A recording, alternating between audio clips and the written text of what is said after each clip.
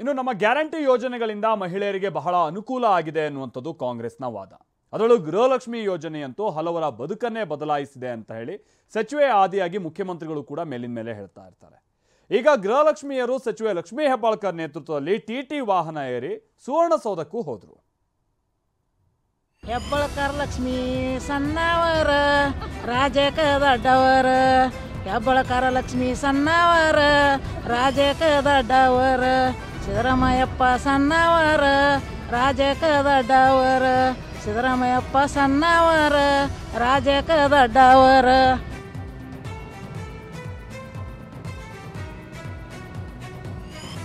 ಈ ಅಜ್ಜಿಯ ಖುಷಿ ಸಂಭ್ರಮಕ್ಕೂ ಕಾರಣವಿದೆ.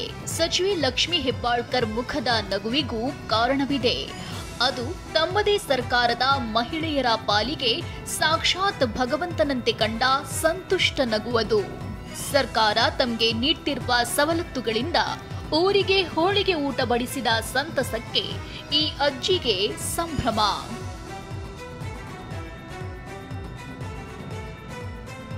ನಂಗೆ ಹೋಳಿಗೆ ಮಾಡಂಗಾತ್ರೆ, ಊಟಕ್ಕೆ ಹೋಳಿಗೆ ಹಾಕಿನ್ರಿ ಎಲ್ಲರಿಗೆ, ಜನರನ್ನ ಕರ್ಕೊಂಡ ಹೆಣ್ಣು ಮಕ್ಕಳನ್ನ ಕರ್ಕೊಂಡು ಲಕ್ಷ್ಮೀ ಗುಡಿಯಾಗ ಮಾಡಿ ನಂಗೆ ಹಾಕಂಗಾತ್ರೆ ಹಾಕಿನ್ರಿ. ಹಣ ಬಂದದೆಲ್ಲ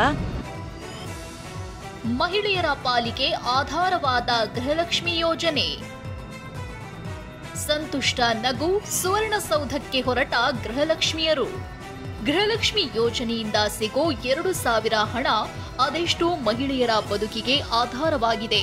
ಗೃಹಲಕ್ಷ್ಮಿ ಹಣವನ್ನ ಸದ್ಬಳಕೆ ಮಾಡಿಕೊಂಡ ಮಹಿಳೆಯರನ್ನ ಇಂದು ಸಚಿವೆ ಲಕ್ಷ್ಮೀ ಹೆಬ್ಬಾಳ್ಕರ್ ಬೆಳಗಾವಿಯ ಸುವರ್ಣಸೌಧಕ್ಕೆ ಕರೆದುಕೊಂಡು ಹೋಗಿದ್ದಾರೆ.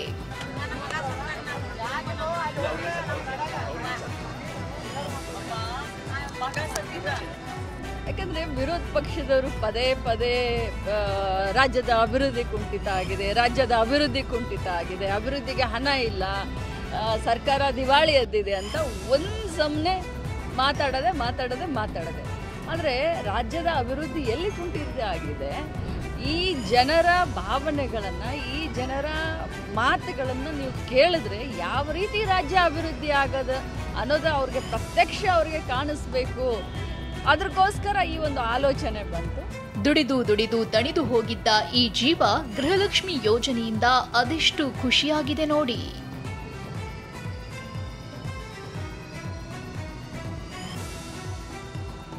ನಮ್ಗೆ ದುಡಿದು ಸಾಕಾಗಿತ್ತು ರೀ. ಈಗ ಹೆಬ್ಬಾಳ್ಕರ್ ಬಾಯಿ ಅವ್ರ ಸಾಹೇಬರಿಂದ ನಾವು ಭಾಳ ದಂಡಿಮೆ ಆಗಿದೇನ್ರಿ. ಚಿನ್ನ ಕೊಂಡ್ಕೋಬೇಕು ಅಂತ ಇದ್ದ ತಾಯಿ ತನ್ನ ಮಗನಿಗೆ ಗೃಹಲಕ್ಷ್ಮಿ ಹಣದಿಂದ ಬೈಕ್ ಕೊಡಿಸಿದ್ದಾರೆ ನೋಡಿ. ಗೃಹಲಕ್ಷ್ಮಿ ಯೋಜನೆ ಹಣವನ್ನು ಸಂಗ್ರಹಿಸಿ ಪುತ್ರನಿಗೆ ಬೈಕ್ ಕೊಟ್ಟಂತ ಮಹಿಳೆಯ ಜೊತೆ ನಾನು ಮಾತಾಡ್ತೇನೆ. ಭಾಗವರೇ, ಯಾಕೆ ಈಗ ಒಂದು ಕಾನ್ಸೆಪ್ಟ್ ಬಂದು ತಮಗೆ ಬೈಕೆ ಕೊಡಿಸ್ಬೇಕು ಮಗನಿಗೆ ಅಂತ ಯಾಕೆ ಅನಿಸ್ತು ಅಂತ? ನಾವು ಬಂಗಾರ ತಗೋಬೇಕಂತ ಮಾಡಿದ್ರಿ, ಮಗ ಪಟ್ಪಾಟಿದ ಅವಶ್ಯಕತೆ ಐತ್ರಿ. ನಾವು ಸಸಿ ನಾನು ಕೂಡಿಸಿರಿ ನಾವು ಪಟ್ಪಾಟಿ ಕೊಂಡಿಸ್ಕೊಟ್ಟಿವ್ರಿ. ವಿದ್ಯೆ ಇಲ್ಲದ ತಾಯಿ ಊರ ಮಕ್ಕಳಿಗಾಗಿ ಲೈಬ್ರರಿಯನ್ನೇ ತೆರೆದ್ರು. ಇನ್ನೋರ್ವ ಮಹಿಳೆ ಗೃಹಲಕ್ಷ್ಮಿ ಹಣದಿಂದ ಬಂದ ದುಡ್ಡನ್ನ ಉಪಯೋಗಿಸಿ ಲೈಬ್ರರಿ ತೆರೆದು ಅದೆಷ್ಟೋ ಮಕ್ಕಳ ಬದುಕಿಗೆ ಬೆಳಕಾಗಿದ್ದಾರೆ. ತನಗಂತೂ ಓದಿಲ್ಲ, ಬರಹವಿಲ್ಲ, ಮಕ್ಕಳಾದ್ರೂ ಓದಿಕೊಳ್ಳಿ ಎಂಬ ಈ ಮಹಾತಾಯಿಯ ಆಶಯ ಅದೆಷ್ಟೋ ಜನರ ಬದುಕಿಗೆ ಸ್ಫೂರ್ತಿದಾಯಕ ಅನ್ನೋದ್ರಲ್ಲಿ ಅನುಮಾನವೇ ಇಲ್ಲ. ಮಂಟೂರು ಗ್ರಾಮ ತಾಲೂಕದಲ್ಲಿ ನಾವು ಹಳ್ಳಿ ಹುಡುಗರು ಹುಬ್ಬಳ್ಳಿ ಧಾರವಾಡ ಕಲಿಯತ್ರಿ. ಹುಬ್ಬಳ್ಳಿ ಧಾರವಾಡ ಬ್ಯಾಡತ್ತ ಅಂದ್ರಿ, ನಮ್ಮ ಊರಾಗ ಕಲೀಲ್ರಿ, ನಮ್ಮ ಊರಾಗ ಆರೋಗ್ಯ ಆಕತ್ರಿ, ಬೇರೆ ಕಡೆ ಹೋದ್ರು ಖರ್ಚು ಆಕತ್ತಂದ್ರೆ ನಮ್ಮ 13 ಕಂತ ಗೃಹಲಕ್ಷ್ಮಿ ಹಣದಿಂದ ರೀ ಬಂದದ ಹಣದಿಂದ ನಾವು ಗ್ರಂಥಾಲಯ ಅವ್ರಿಗೆ ಮುಂಜಾರು ಮಾಡಿದ್ವಿ. ಗ್ರಂಥಾಲಯನ ಓಪನ್ ಮಾಡಬೇಕು ಅಂತ ನಮ್ಗೆ ಯಾಕೆ ಅನ್ನಿಸ್ತು ಅಂತ?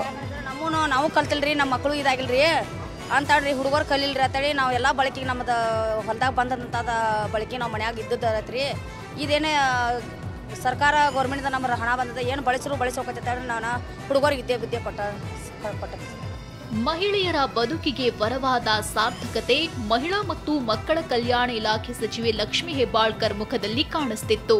ವಿರೋಧ ಪಕ್ಷದವರ ಟೀಕೆಗೆ ಇಂದು ಸಚಿವೆ ಲಕ್ಷ್ಮೀ ಹೆಬ್ಬಾಳ್ಕರ್ ಪ್ರತ್ಯಕ್ಷ ಸಾಕ್ಷಿಗಳನ್ನೇ ಸುವರ್ಣಸೌಧಕ್ಕೆ ಕರೆದುಕೊಂಡು ಹೋಗಿ ಸದನದಲ್ಲಿ ನಿಲ್ಲಿಸಿದ್ದಾರೆ.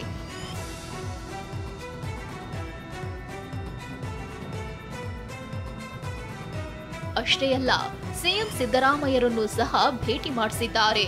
ಸಿದ್ದರಾಮಯ್ಯರನ್ನ ನೋಡಿದ ಮಹಿಳೆಯರ ಖುಷಿಗೆ ಪಾರವೇ ಇರಲಿಲ್ಲ.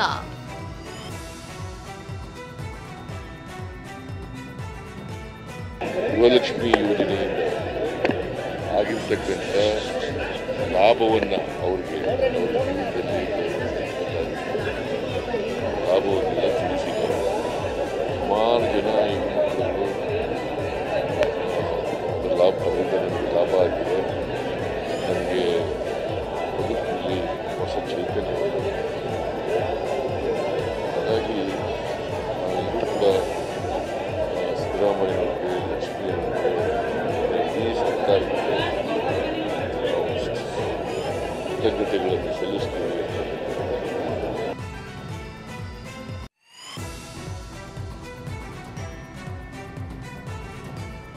ಗೃಹಲಕ್ಷ್ಮಿ ಯೋಜನೆಯ ಫಲಾನುಭವಿ ಅವರ ನೇರವಾದ ಮಾತುಗಳನ್ನು ಸಾಕಷ್ಟು ಖುಷಿ ಆಗ್ತದೆ. ಒಂದು ಯೋಜನೆ ಬಗ್ಗೆ ಒಂದು ಸಂತೋಷವನ್ನು ಕೂಡ ವ್ಯಕ್ತಪಡಿಸ್ತಾ ಇದ್ದಾರೆ.